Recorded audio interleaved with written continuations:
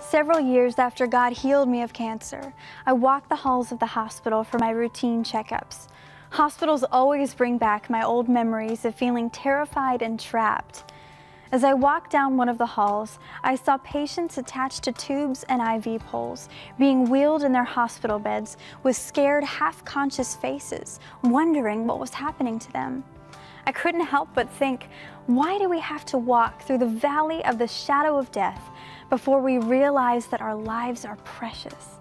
How many of these people, I wondered, found themselves unexpectedly on their deathbed, mourning not because of the pain of needles, treatments, and surgeries, but at their wasted lives. Oh, what they would give to get it back and do things right, to live for something greater and to truly use their lives. This reality always challenges and convicts me to make the most of every moment I'm given. I often think about the legacy that I want to leave on this earth. How do I want to be remembered? How do I hope to change this world before I leave it? When we begin to look at the incredible issues and needs flooding all around us, it can feel overwhelming.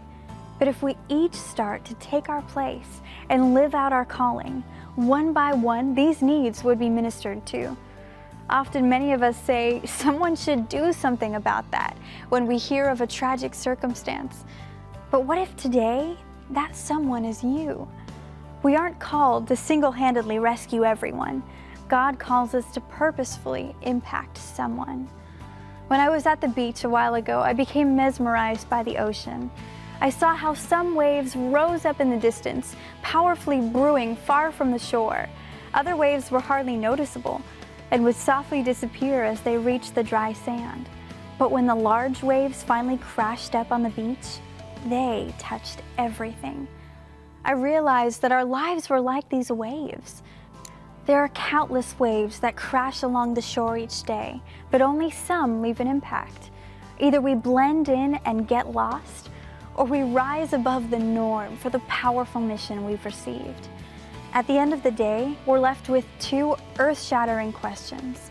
Will you live out the purpose God's given you, or will you waste your life?